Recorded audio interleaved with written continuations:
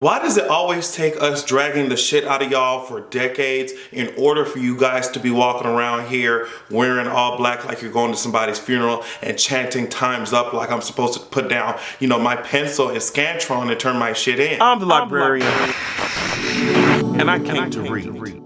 Now, don't get me wrong, I am elated, I'm excited that we're having these types of conversations, but there's a deeper thing that we can discuss later on in this video. I need to let you know that if my voice sounds weird, it's because I spent this whole weekend screaming my fucking lungs out with Justin J, carrying on, circling my ass around all of Atlanta, going to every fucking club and being downtown and shit. My voice is extremely exhausted from over here screaming, talking like, yes, get your life. Okay, bitch, you need a fucking cough drop, you need a throat lozenge, bitch, while you over here screaming for everybody else to get their motherfucking life, bitch. You need to get your ass some water, okay? Make sure that you're going to fortheculturepodcast.com, where we released a new episode entitled A New Cut, A New Color, celebrating the fucking new year. Make sure that you're going to patreon.com/AdrianExpression. We got a lot of shit coming. I want to first start off this video with some black excellence so we can get in the mood. Erin Jackson has only been in long track speed skating for 4 months, but she just became the first African-American woman to qualify for the U.S. Olympic long track speed skating team. She came from inline skating, I think, but I mean, the girls are coming on. I don't understand. Niggas are now, we're skating, okay? Are we gonna get into hockey as well? We're getting on this ice, okay? It may be because it's global warming and the shit is melting and we wanna experience that shit before we leave this planet, but sis, we're out here skating on you hoes. We're skating past you hoes, and as I said, you need to call Frozone to be the head coach. We're out here taking over speed skating, all types of shit. I would suggest that you hoes, I don't know, maybe you need to turn into Iceman. I don't know. Can somebody help your ass out in a Sub-Zero type of T's Mortal Kombat? Because we're taking over the ice lanes, okay? You're gonna need to call a waterbender or some shit. You need to call Qatar to help you hoes out because we are taking over. Now, this shit is really interesting. In response to everybody saying that Donald Trump's mental health is deteriorating, here are a string of tweets that he fucking sent out earlier today. Here's what his dumb ass is saying. Now that Russian collusion, after 1 year of intense study, has proven to be a total hoax on the American public, bitch where, the Democrats and their lapdog, the fake news mainstream media, that's what he calls it, are taking out the old Ronald Reagan playbook and screaming mental stability and intelligence. Actually, throughout my life, my two greatest assets have been mental stability and being like really smart. Bitch, he said, and being like really smart. That's exactly what a president, a statesman, this is what this motherfucking government official really tweeted out of this official ass account, that his fucking two greatest assets have been mental stability and being like really smart. He sounded like he was some type of character or maybe an extra from Clueless. I'm not sure if he thought he was giving us Mean Girls type of tease with that interjected ass like, but I didn't like that shit. Moving the fuck along. He said Crooked Hillary also played these cards very hard and, as everyone knows, went down in flames. I went from a very successful businessman to top TV star to president of the United States on my first try. I think that would qualify as not only smart, but genius, and a very stable genius at that. Let me tell you something.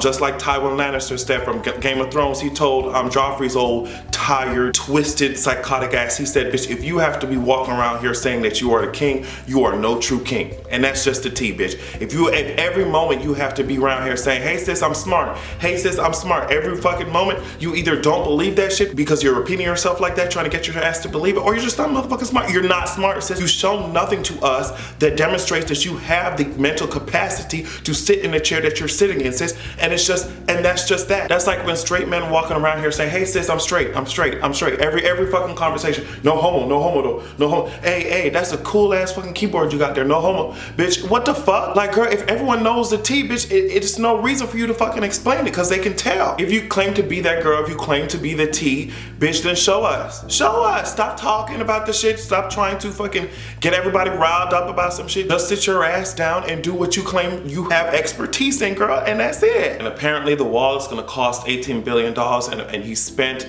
it was like a broken record. He spent damn near a whole fucking year repeating that Mexico would pay for that shit. Now we see that the tea is that it's gonna cost us $18 goddamn billion, and his ass talking about the American taxpayer is gonna pay for it.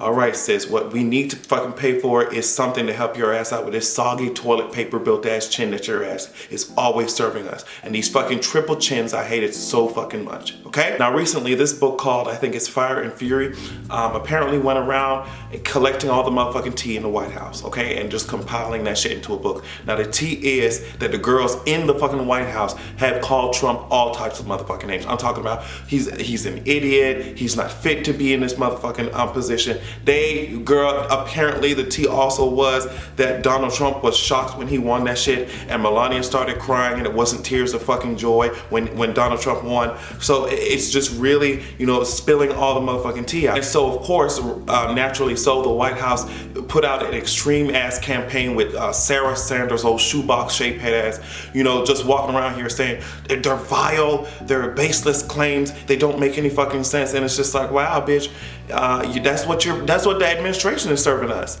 Baseless claims that don't make any fucking sense, and they're not rooted in facts.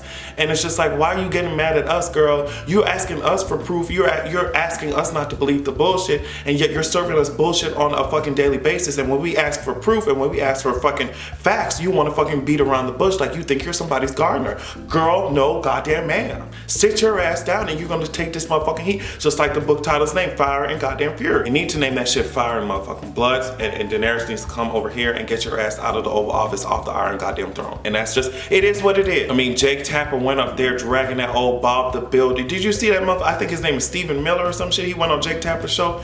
Jake Tapper dragged these shit out of his ass. And when he was done with him, he said, I mean, he was talking to him like this. He was saying, okay, girl, you've wasted my viewers' time already. You've wasted enough of my fucking viewers' time. The only person that you care about who's watching this motherfucking show is Trump. And you're over here trying to degrade the book and say that shit didn't fucking happen, sis. You wasted enough of my fucking viewers' time, okay? And he moved right the fuck along and started speaking to the next camera. And Stephen Miller kept fucking talking, and Jake Tapper was like, okay, girl, that's cute what you had to say. You're a cute girl, but I'm done with this fucking conversation. This is my motherfucking show. Now let's talk about these Golden Globes. Let's talk about it, okay? Now as I said earlier in this video, I'm excited that we're having these conversations. I'm excited that it's a widespread thing. The subjects are being brought up. Nobody's pulling their motherfucking punches.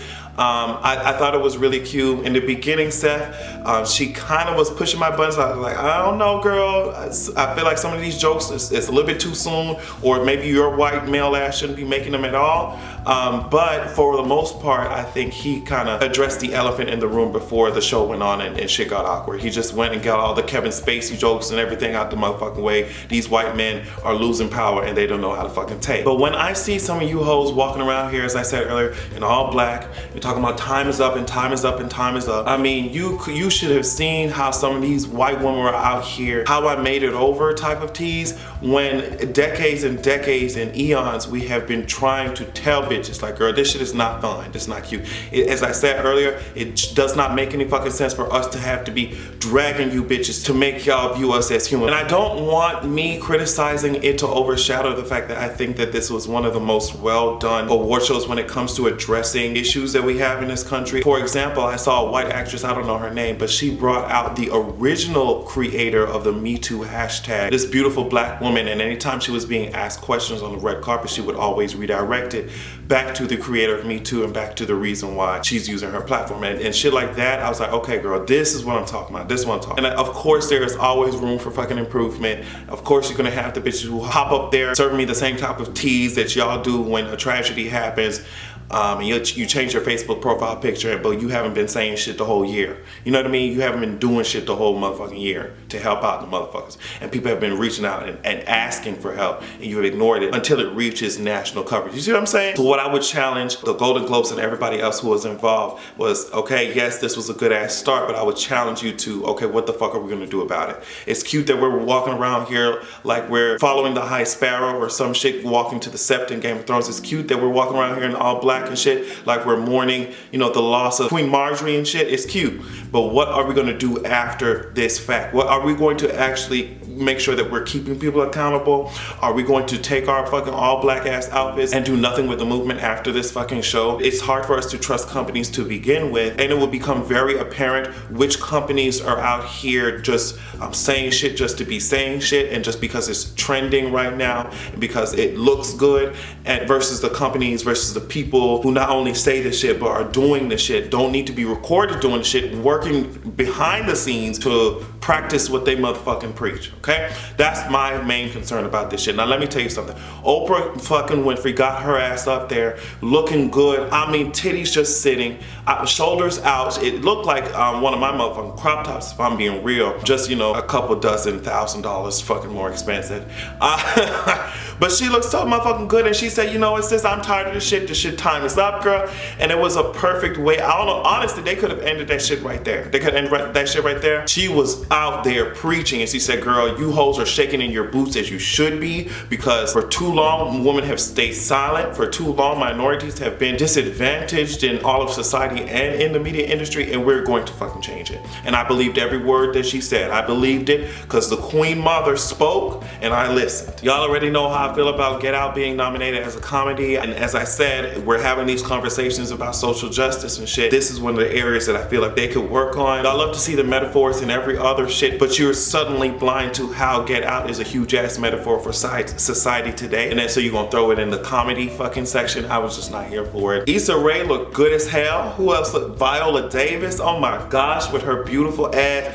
That shit, that fro that was coming out, I said, yes ma'am, you look like an African goddess, but you better do it, honey. You better do it. Mother of Dragons came out with fucking Jon Snow, and this is the only time this year that we will be seeing their asses together on screen like this, because HBO is making us fucking wait until fucking 2019. I don't know if I can take it, but what literally gives me comfort, and I tweeted about this, I said, you know what, Jon Snow is going to be saying Dracarys next season, on top of a dragon right next to Daenerys fighting the Night King, and that alone is a reason to keep breathing oxygen. You know what I mean? That alone is a reason to keep this motherfucking heart pumping, and I'm so fucking prepared. Something else that happened after 75 years, Sterling K. Brown is the first African American man to win the Golden Globe for Best Actor in a TV series. Jesus, we're over here in 2018 still saying first African American whatever to do whatever. This award show was an interesting preview, like it was a trailer as it relates to what can happen when we join forces and make sure that these trash ass men are being held accountable for their actions and their abuse is being fucking put out, doused like a motherfucking fire, okay? I definitely think this was a step in the right direction, but as I said, we need to make sure that we follow up on this shit. We need to make sure that you hoes ain't just talking some shit just to be like, okay girls, I gave the niggers what they wanted and now they can sit their ass down. I want to make sure that we are actually doing the work that will set these minorities free, okay? Donald Trump, take your dying horseshoe crab shape head ass back to the bacteria infested sinkhole from whence you came. Have a good goddamn evening.